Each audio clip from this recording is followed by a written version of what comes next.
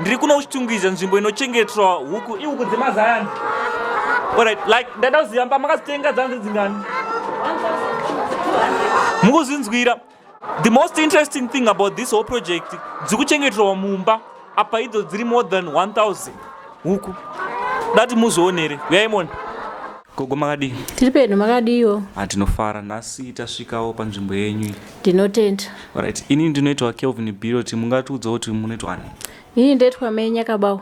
Alright. Chatisvitsa panapa ndechekuti tanzwa mbiri yenyu yekuchengeta huku dzemazai muno muchitungwiza.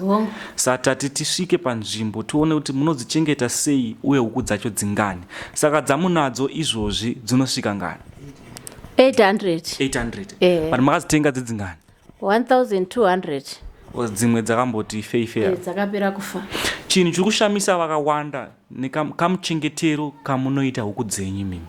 Nekuwanda kwadzikaita hamusi kudzichengetera mumudanga kana chii, but mukudzichengetera mumba.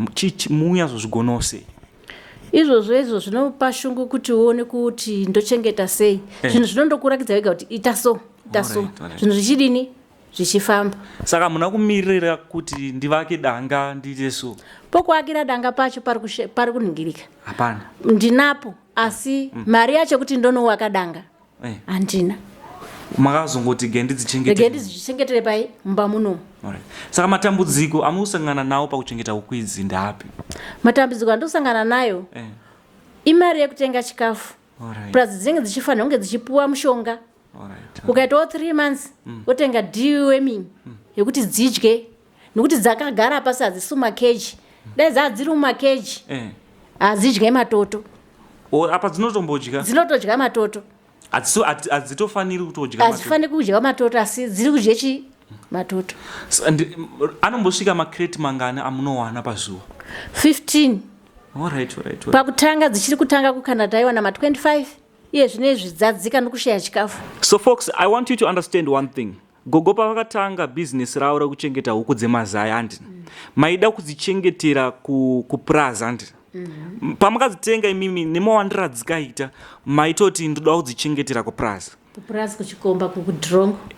Asi but pane matambudziko akazoitika ekutoti makazofoseredzwa kuti muye nadzo mugare nadzo muno muchitungwiza mulocation. Chii chakaitika? Chakaitika kuti takaenda kubva tasvika patapisiwa dzimba. Tapisiwa dzimba kudaro kuti ndichati huku dzangu ndichiende nadzo ikoko.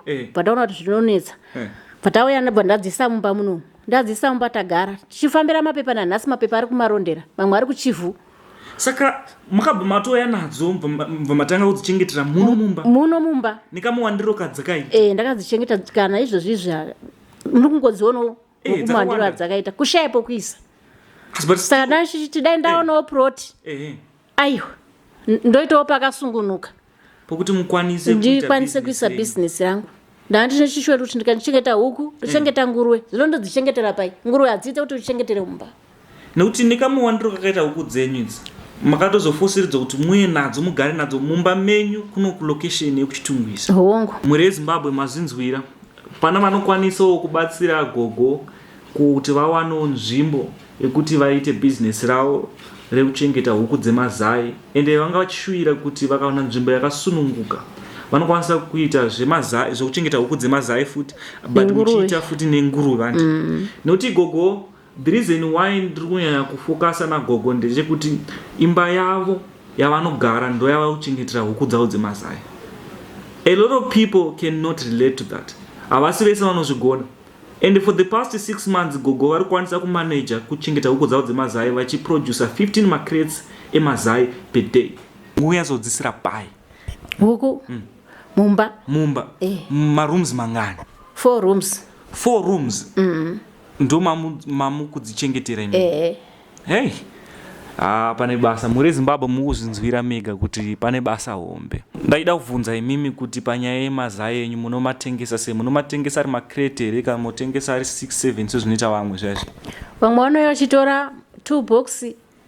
Vamwe vanouya vachitenga ma1-1. Alright. Kudzika kwakuita makrete aya kubudikidza chikafu.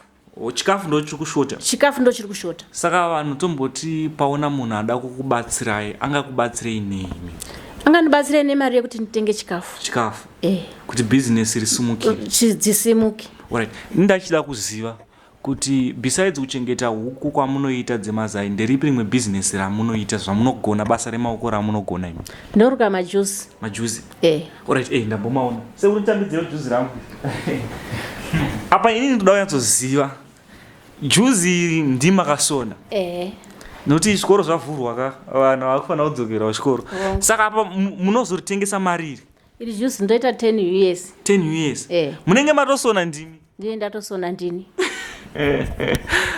Muri eZimbabwe mukuzvionera kuti dati mudzidze chinhu chimwe apo. Gogo vanoita zvemazai, vanoita zvekusona majuzi, vanoita basa remaoko. Chinokutadzisawo iwewe sadunga munhu chii kuzvitangirawo bhizinesi rako. Usaswere kumirira munhu kuti akutsvagire basa. Ende munoziva chigogo, vanhu vakawanda vari kutaura kuti mazuva ano hakuna mabasa. Ende vakusera vamwe especially vakomana vechidiki vakusera vachiba vachiita zvinhu zvakashata. But especially vanhukadzi vari kusera futi vamwe vakatogara vachitadza kuzviitira basa remaoko. But ndoda kuti mudzidze chinhu chimwe kuna Gogo. Vanozvisonera majuzi avo, vanozvichengetera huku dzavo dzemazai. Kuwana 15 makreti pazuva emazai haisi nyore. And makastoma vanouya. Makastoma anouya vachitora. Ndatomboona mota yanzi yatombouya zotora mazai.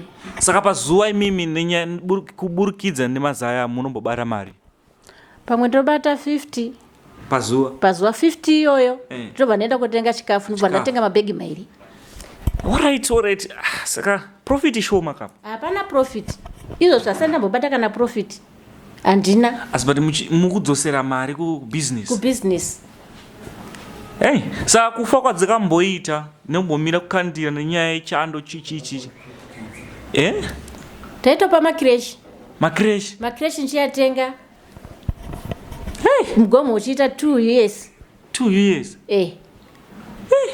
Saka alright, ndoda kuti mutiudze kuti vanhu vanenge vachida kukubata imimi vanokubatai panhamba dzipi? Vanhu vanenge vachida kundibata ndogara kwachigumba. Kwachigumba kuno kuchitungwisa? Ero. Kuero. Alright. Saka ndogara panhamba 28636. Alright. Nokuti pane vachaona vachada kuzovazohodha mazai. Muri yeZimbabwe sezvandataurira kuti vanhu ngatisagarire maoko. Ini semuzukuru waGogo ndasvika panzvimbo vanditi aiwa haungadzokere uri empty handed. Saka vanditi muzukuru okretera kure mazai. Ndakati aiwa Gogo maita basa. Gogo inini moyo wangu wafara. Kufara chaiko. Mwari wawedzere. Wawedzere. Saka Gogo inini ndine mubvunzo wokupedzisira. Pane vanenge vachida kuuya, vachida kudzidzira mabasa emaoko amunoita imimi. Nokuti kuwana makreti emazai 15 pazuva haisi nyore. Ende havasi vese vari kuzvigona vari kutanga business iri vachizozvigona zvemashuwa. Saka imimi vakauya munoona mukana wokugara navo pasi movadzidzisa here? Kana vakauya vakasungunuka tinoona mukana wokugara. Alright, monyatsokurukura. Tonyatsokurukura matangira azvo zvichienda mberi. Nokuti pamakatanga business iri mamusina mari yakakwana kuti makangoita. Hatina kuzvifungira kuti zvinhu zvichazosvika pakutiremera kudai. Takangoti getitenge huku. Sezvo takanga taonawo kuchikomba huku. Taona kanzvimbo. Saka kanzvimbo kachona hakasi kunyatsofamba zvakanaka. Velenzi vachona havasi kufambisa mapepa. Takambopisa dzimba, tikarima chibage, chibage chikapera kudyiwa nemombe. Nanhasi izvo zvanhu variko tiri 800. Saka tasara 15 kuchikomba ikoko. Saka tachida rubatsiro kuti zvikasike. Saka tandatenga huku idzo dziende kupi? Ikoko. Zvazotadzika. Tinotenda. There you have it, folks. The voice is now yours in the comment section below. Having a crate of eggs is one of the benefits of coming to see Gogo. And I believe that you've learned a thing or two, and I believe that you're going to start your own business. I've been your host, Kelvin. For now, it's locked down.